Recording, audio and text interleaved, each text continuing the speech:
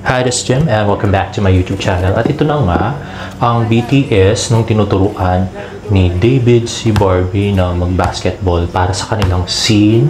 Yung kagabi, ayan o, tinuruan niya. At nilagyan ko ng konting dialogue. Yung mga naintindihan ko lang, guys. So, yan nga. Napaka-cute ni Barbie. Parang batang cute na lalaking maliit, no? May batang babae, no? Yung liit niya. Grabe. Siyempre, yung gwapong cute naman si David, macho-macho, na nagtuturo. Yan. O, diba? So, napaka-pasensyoso ni David na magturo. In fairness, meron siya tinuro kay Barbie, bukod sa business. Tatapos si Barbie na nagtuturo sa kanya sa acting. Ayan nga, pinost ni Nathan Perolino, kanyang stylist. At ito, nakita ko sa Twitter, ayan, yung sa behind the scenes, shoot si Barbie.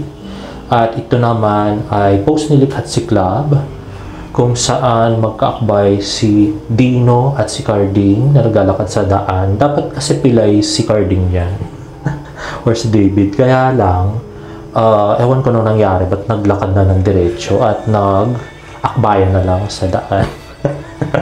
At kitang-kita naman lahat ng tao ay tumigil sa street na yun. Barda yata sila lahat. Siyempre, ang cute ng mga bida, no? So, tapos nakatang pa siya, no, David, no?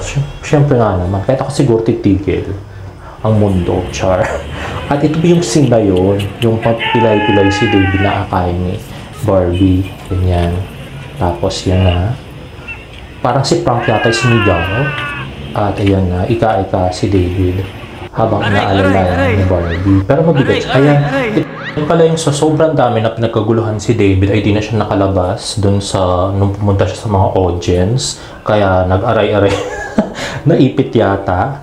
At ito yung speech niya naman nung bago matapos yung event. Ano yun? Kung saan siya nagpasalamat. Ayan. Yun. Palam. Na pinost ni Irish Kyle Garcia sa TikTok. Tama. Maraming guwapa dito Okay. Tama ba yan? So, lagi niyo yung sinasabi na maraming Maraming salamat guys and yes, lagi tatandaan lagi kayong maging masaya tsaka sipagan nyo sa lahat ng ginagawa nyo. Keep chasing your dreams. Sabay. Thank you so much. Keep chasing your dreams. So, lagi yung mga ano niya. Okay, so ayun na nga. So, sino ba namang makaka-resist sa ngiti ni David na ganun or ni Carding? Kaya yan, natumba sila. At yan, nagkatinginan. Puro harutan actually nangyari sa video. At ito pala nakuha ng mga kasama ko sa Twitter. Sabi, yung legs daw ni Barbie nasa in-between ng legs ni David. So, may mga naramdaman na lato-lato. Joke. Anyway, may scene doon na halatang kinilig naman si Barbie at convincing naman. At merong ding topless scene si David doon. Kinausap niya si Monique. At ito pala ang post ni Baby Argus sa kanyang IG. Korean siya na naka-handbook na maliit. At binalikan ko tuloy yung post ni David na naka-handbook sa That Kind of Love at si Barbie din na naka-handbook. At gumawa ako ng post na magkakasama sila. O, diba? Likaw ko family. Char.